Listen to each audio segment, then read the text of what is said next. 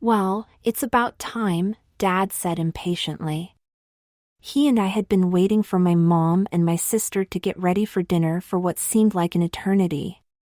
I swear, you women are all alike, you can never get ready on time.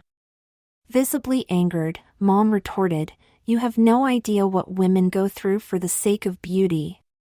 Yeah, Dad, Jenna, my sister, added. Girls are expected to be pretty, and that takes time. I laughed derisively. Well, it wouldn't take me that long. No way. Mom and Jenna both said, humph.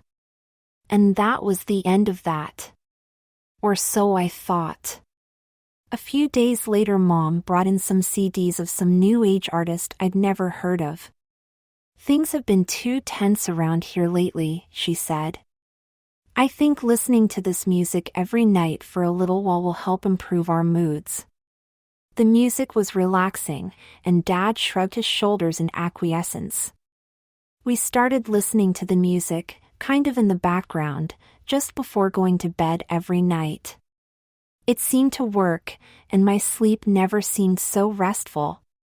A few days later, as I was taking a shower, I glanced down at my body and felt some dissatisfaction.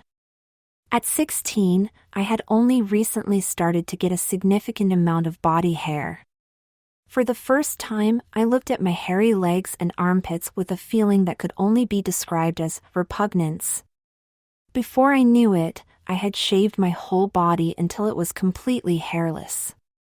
I stroked my silky smooth legs with satisfaction. There was something in the back of my head that seemed to say that boys are supposed to be hairy, but I couldn't for the life of me see the logic in that. Being hairy was so gross. I didn't have to take gym at school anymore, so no one would notice. I began shaving my whole body daily. Before long, I noticed how rough my skin was. Luckily, Jenna had some moisturizer in the bathroom, which I began using right after every shower. I reacted with pleasure as I found my skin gradually got smoother and softer. By this time my fingernails were getting a little long, but for some reason, I didn't like the idea of cutting them. One day Mom noticed my ragged nails and said that I needed to develop better hygiene. There's nothing more unattractive than a guy with sloppy nails, she said. She gave me an emery board and a cuticle shaper and showed me how to care for my nails. Then she gave me some clear polish, saying, this will help keep them strong. Lots of guys use it, even your dad. Again, I felt a nagging in the back of my mind, but I pushed it away. And later on I noticed that Dad did, indeed, have shiny, well-manicured nails. The next thing I noticed, while looking in the mirror one morning, was how bushy my eyebrows were. I found a pair of tweezers, and plucked until my brows were thin and neatly arched. I regarded my face in the mirror with satisfaction, and continued my morning routine. Dad and I sat in the den one night, listening to the relaxing music, when he suddenly turned to me and said, "Son, you are shaping up to be a fine young man. The girls must be going crazy over you, you look so attractive." I blushed and said, "Thanks, Dad," as I hugged him. "You're not looking bad yourself." And he wasn't. His hair was getting longer, as mine was, and his face looked cleaner somehow. He looked very well groomed and handsome. "You know, son, I have a little gift for you. Your mom turned me on to a new kind of underwear, and I can't believe how much more comfortable it is. I just knew you'd like it as much as I have." And with that, he handed me a package of white nylon panties with lace around the edges. Again I felt something in the back of my head, protesting, but it was lost in my sincere appreciation of the gift. I thanked Dad and promised to try them. The next morning, after my shower, I pulled on a pair of the panties. The feel of the thin, soft fabric was something I had never experienced before. Immediately I fell in love. From that day on, I wore my old cotton underwear no more. I had Mom buy some more panties for me, and she obliged with dozens of lacy pairs in colors from pink to black. When Jenna saw this, she giggled, but said, "Well, Larry, it's about time you men caught on." At breakfast one morning, I saw Dad walk in sleepily wearing a cotton dressing gown over a pink nylon nightgown. "You must try sleeping in a nightgown sometime, Larry. It's so much cooler and softer than pajamas." "I'll let you borrow one of mine if you like," Jenna added. Dad was right again. That night I stripped down to my panties and slipped the nightgown on. The hemline fell several inches above my knees, and the feel of the cool, filmy fabric filled me with ecstasy. I slept very well that night, and was delightfully surprised the next morning as I slipped from beneath the covers to see my hairless legs protruding from the lacy nightgown. Jenna had thoughtfully provided me with a robe also. I slipped it on, reveling in the feel of the nylon and cotton swirling around me. When I walking into the dining room, Mom and Jenna smiled knowingly, and Dad patted me on the back. We all had breakfast and chatted in our nightgowns and robes. I asked Mom to pick up some nightgowns for me, too. From time to time after that, I noticed new things appearing in my drawers and closet. I would see a pair of pants, a shirt, shorts, or socks that I'd never had before. When I asked Mom about this one day, she shrugged and said, "I know how much you like soft things, so every once in a while I pick you up something new." She pinched my cheek and grinned. "I know you're almost a man now, but you're still my little boy. I like doing nice things for you." I seem to remember times when those kinds of comments had irritated me in the past, very vaguely. But I only felt affection now, and kissed Mom on the cheek. "Thanks, Mom. It's very sweet of you.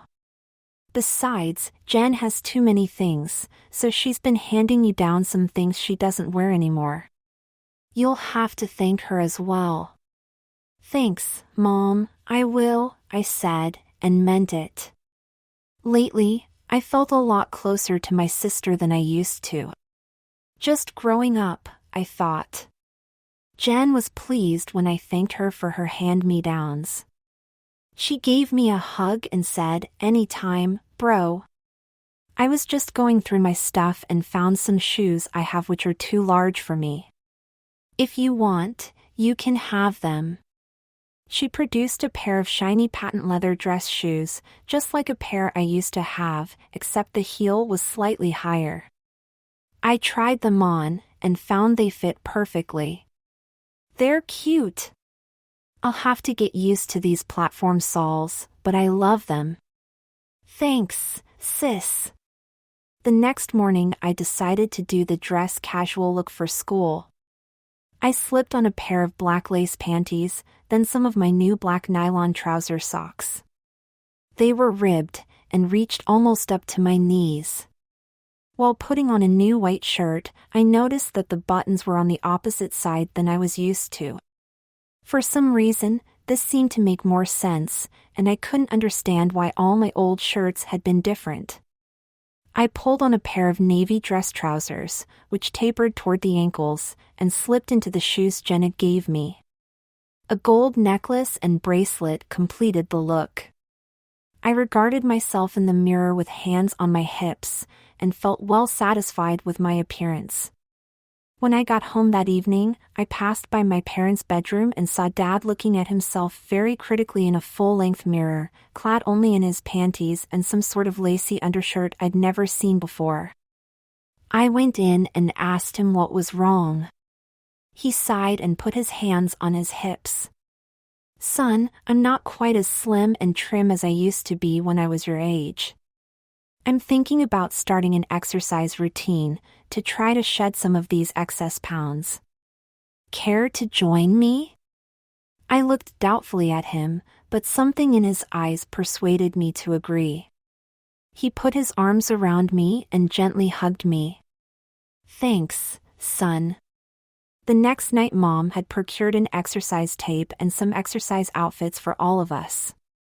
She showed Dad and I the proper way to put on tights and leotards, and gave us leg warmers and dainty slippers as well. Soon Dad and I, clad in our matching baby blue leotards and white tights, joined the women in the den for an invigorating hour of aerobics, following the instructions of the beautiful, shapely women on the TV screen.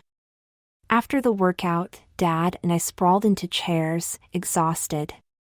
My legs were splayed wide apart, but the feeling was growing in me that this wasn't right, so I drew them together. The sensation of my nylon-clad legs rubbing together was a novel one that I enjoyed immensely. I noticed that Dad was rubbing his legs in an absent, thoughtful way.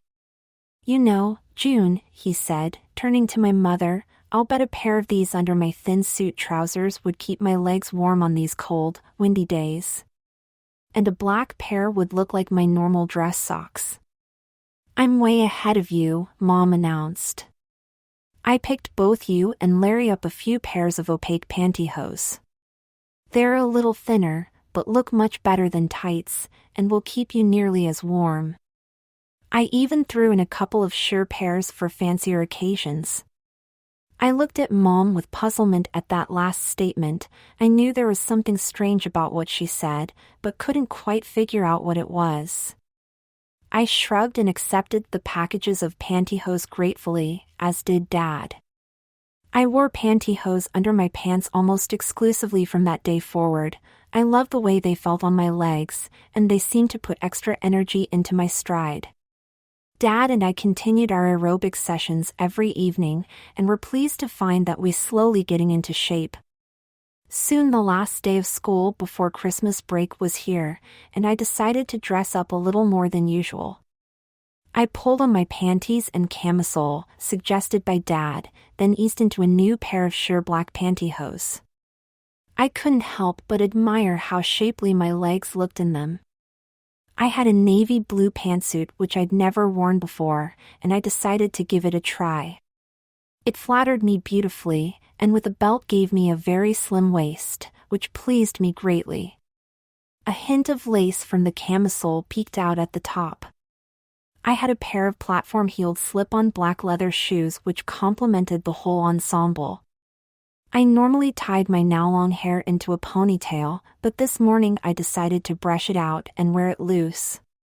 Looking in the mirror, I saw a blemish, so I used the new concealer stick Jenna had thoughtfully given me to hide it. Lastly, I applied some chapstick to my lips and rubbed them together.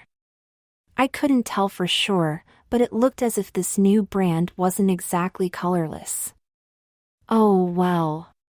My family all effusively praised my appearance, and I walked into school with supreme self-confidence. For some reason, though, my reception was not exactly warm.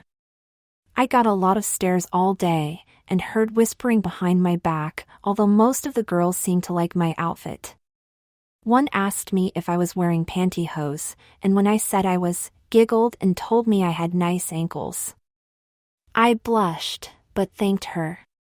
As school let out, I looked up to find Bobby Peterson, the biggest bully in school, blocking the exit, enmity clear in his eyes.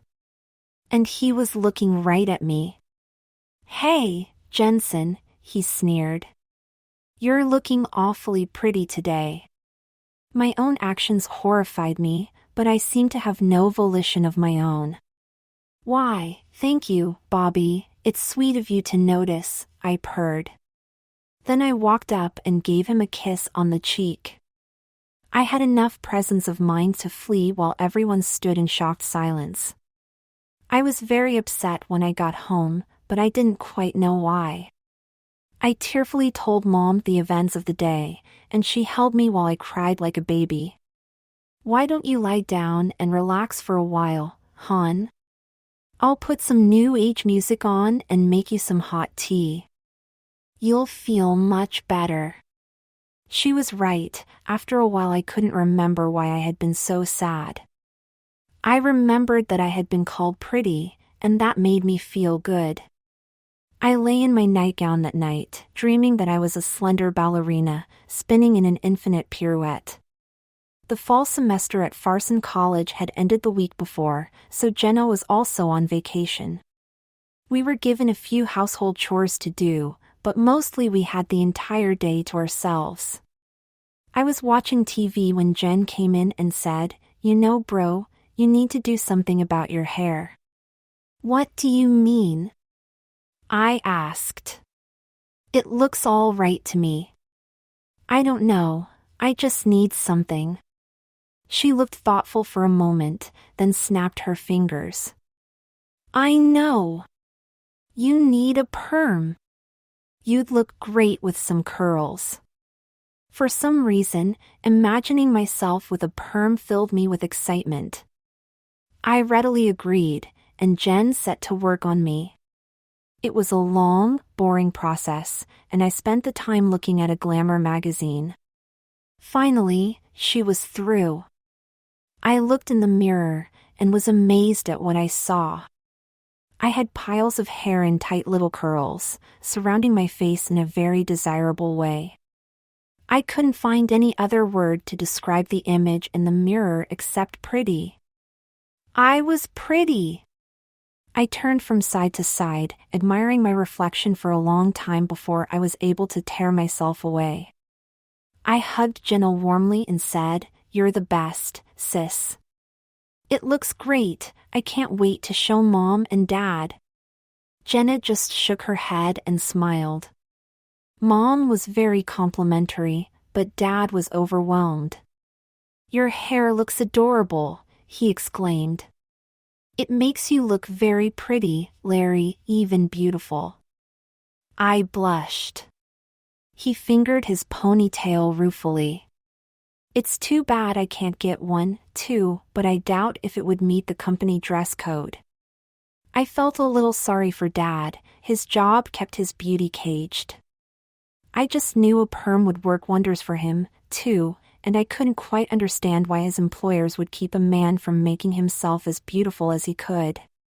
The next day, Jenna suggested we go shopping. I never had much enthusiasm for shopping before, but now it seemed like a great way to spend the day. I pulled on panties and shirtan pantyhose, then picked out a long-sleeved baby blue pullover and a pair of jeans. I fixed my hair and slipped on some loafers, and met Jen at the door. She looked me over critically and said, "Why don't you ever wear skirts?" A blue jean skirt would really liven up that outfit. I tried to remember the reason I had never worn a skirt, but couldn't think of it. "You may be right, sis. Do you have one I could borrow?" She did, and also gave me a short half-slip to keep your skirt from sticking to your stockings and also a pair of black flats to replace those terrible loafers. I went into my bedroom and took off my jeans, then pulled up the slip and skirt. Slipping on the flats, I looked in the full-length mirror and knew that Jenna was right. The skirt and shoes looked fabulous on me. She smiled as I walked out of the bedroom, and I did a little twirl. "You've got great legs. It would be a shame to hide them away all the time." I rubbed my nylon-clad legs together and thrilled at the sensation. "There's just one thing, though, sis. This skit doesn't have any pockets. Where am I going to put my wallet and other stuff?" "That's simple, silly," she said, handing me a purse. I filled it with my essentials, all the while secretly excited. My first skirt and my first purse. I fairly skipped out the door, I was so happy. We had a wonderful time shopping that day, going from store to store. A few people looked at me strangely, but I couldn't for the life of me understand why. What was more normal than a boy and his sister shopping for dresses? We had lunch at a charming curbside cafe, and while I sat there eating, a boy of about 18 sat down close by and said with a grin, "You've got pretty legs. What's your name?" Smiling and blushing all at once, I brushed back a stray lock of hair and said, "Larry, what's yours?" But his expression changed to one of shock, and he slowly backed away, then ran off. I wonder what got into him. Jen shrugged and said, there are a lot of weird people out there. We giggled and resumed our meals. At the end of the day, I had quite a haul. I bought several dresses, skirts, and slips, as well as lots of pairs of shoes. Strangely enough, Jenna bought hardly anything at all, saying that she liked looking more than buying. By the time we returned home, Mom and Dad were already in from work. Mom complimented me on my outfit, saying that she was glad to see me making an effort to be pretty. I was in the midst of showing her my purchases when Dad came out from the bedroom where he had been changing clothes. Normally he put on a long, loose shirt and some comfortable leggings after a hard day at the office, but today, for the first time, he wore a long cotton house dress. Looks like you and I had the same idea, son, he said with a smile. I found this dress and some others in the back of the closet. I don't remember buying them, but they must be mine. He spun around, making his skirt flare out. I don't know why I haven't been wearing them, they're so much more comfortable than pants. I couldn't help agreeing. I couldn't imagine wearing anything other than dresses or skirts from now on. Pants just seemed kind of bland and uncomfortable. I showed him my purchases, and he chattered appreciatively about how pretty and flattering the outfits were, remarking that it was about time that he renovated his wardrobe as well. Hold on a minute, boys, Mom said. You know that Christmas is only a few days away. Larry, I know you needed some new outfits, but I wish you had held off until after Christmas. Let's not buy anything more until then. I reddened, knowing that Mom was right. I apologized, and Mom accepted it with a hug. And that was the end of that. After dinner, Jen and I did the dishes while Mom did Dad's hair. He and I sat on the couch later on that evening, he with a head full of curlers and his pretty dress, me with my pink baby doll pajamas, watching the steel magnolias and talking about fashion and all the other boy talk. I couldn't imagine anything more normal or more satisfying. The next day was Saturday, so we all slept in. After breakfast, Dad and I volunteered to clean the house while Mom and Jenna watched TV. He and I flitted around in our house dresses, making sure everything was clean and orderly. Afterward, Dad took out his curlers and brushed his hair out. It was quite long by now, and the curls made him look beautiful. When he looked in the mirror, he started crying, saying, "All my life I wanted to be pretty. Now I finally feel that I am." I started crying, too, and we hugged each other in a tender embrace. Later on, Mom suggested we go for a little drive through the countryside, and the rest of us thought it was a great idea. I pulled on a pair of white tights, a slip, and a sweater dress, stepped into some flats, and grabbed my purse. Dad was already ready, clad in a red, ankle-length knit dress, black tights, and black skimmers. But when Mom and Jenna emerged, they looked at us both critically. Mom said, "Guys, do you notice how your dresses don't fit right in the chest area?" We admitted that we did. "Well, why aren't you wearing your falsies and bras? You'll look much better with them on." I couldn't remember having falsies or bras, and neither could Dad. But at Mom's urging, we went and looked in our lingerie drawers. Sure enough, I found lots of bras and a pair of silicone breast forms. I took off my slip-in dress and put the bra on, slipping the breast forms inside the cups. They were fairly heavy, but felt so natural, so right. I felt so dumb for forgetting such an essential part of my wardrobe. I put my slip-in dress back on, and was pleased with my new figure. When I rejoined the family, I noted with approval Dad's improved bust line. "That's better," said Jenna, and we proceeded to have a lovely evening, watching the scenery go by as we drove down the highway. Before I knew it, Christmas Day had arrived. It was a family tradition that we all get dressed up and join the family at my grandmother's house, and this year was no exception. I vaguely remembered that, in years past, I had disliked dressing up in my best clothes for the occasion, but I was very much looking forward to it this year. The previous night Dad and I had done each other's nails, and my fingers and toes were tipped with candy apple red. After a shower and full-body shave, I slipped into bra and panties and sat down at my vanity. I decided to wear my hair up today, and spend a fair amount of time getting it just the way I wanted. I noticed some makeup on the table, and without thinking, began putting it on. I applied the foundation and set it with powder, then stroked on some subtle blush.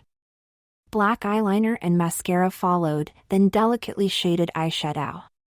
Some barely noticeable work on my eyebrows next. I then lined and colored my lips.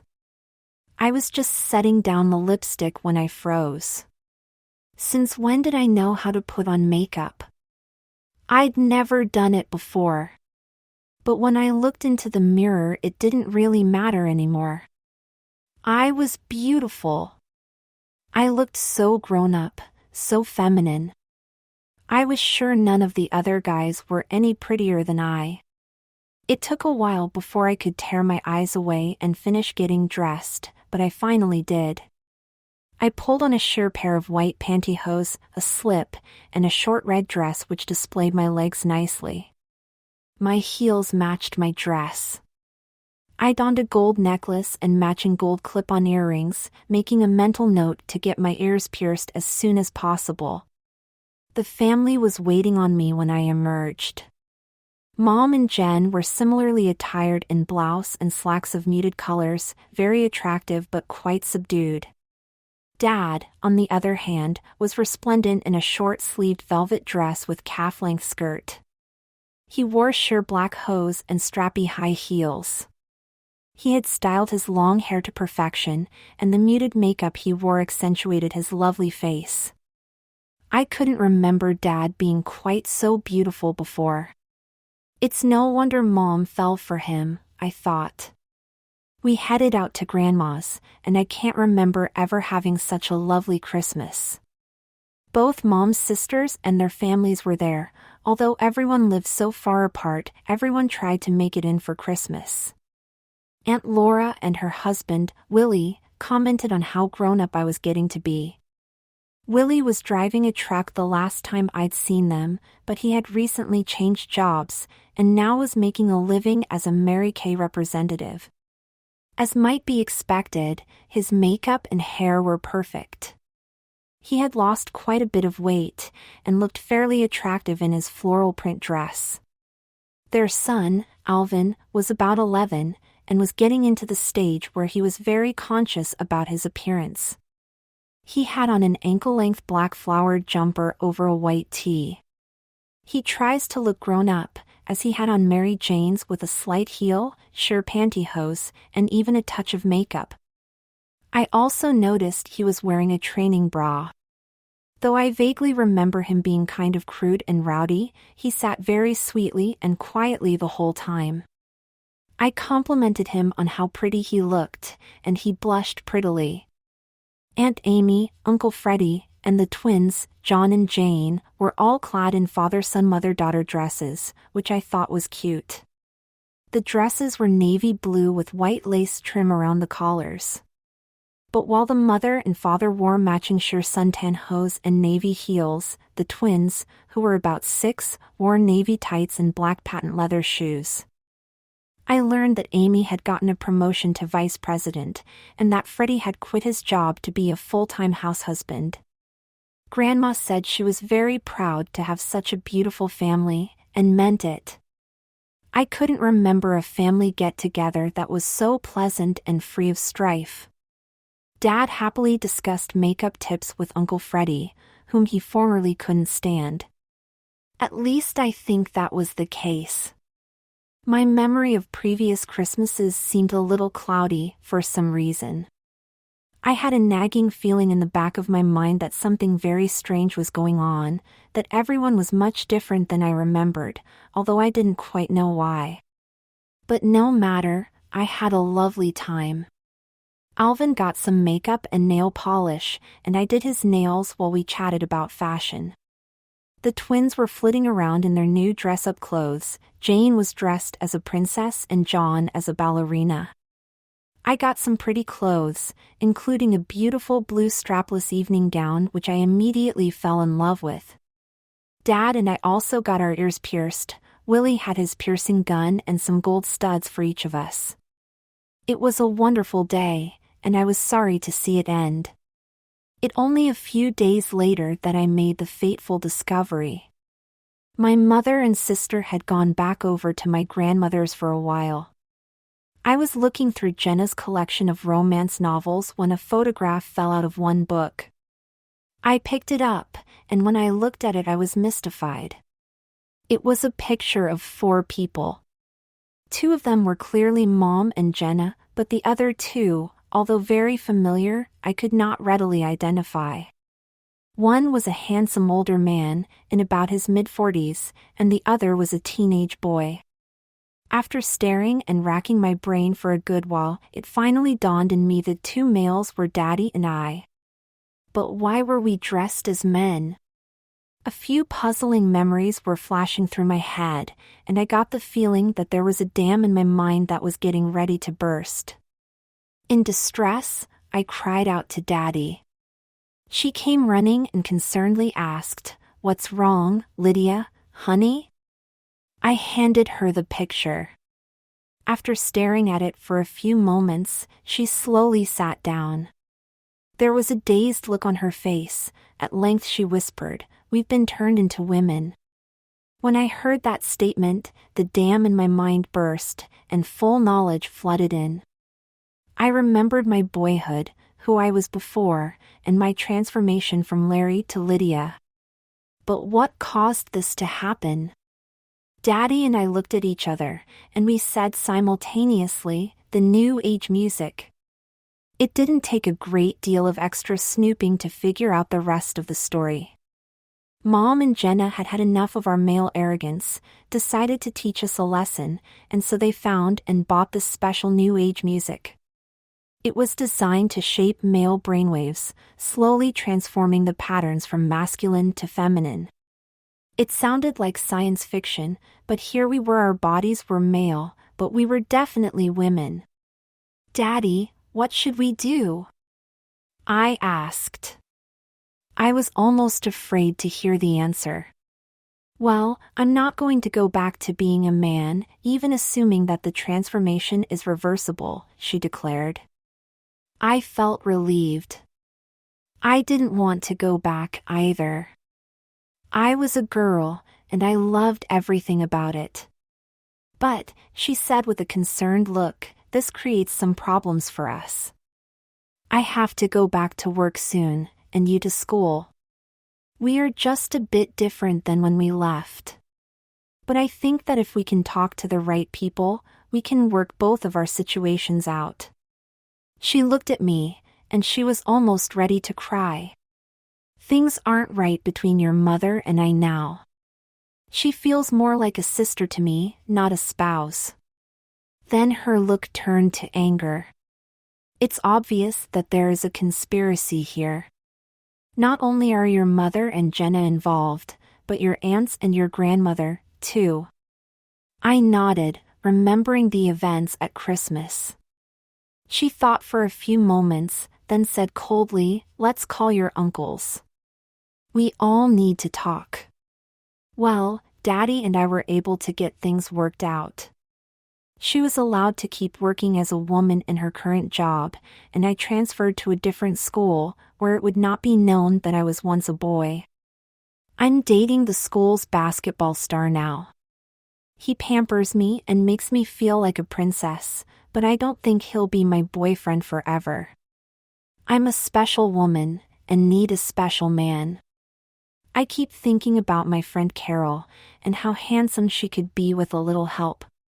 She's a little plain right now, but she will make a terrific hunk when I'm through with her.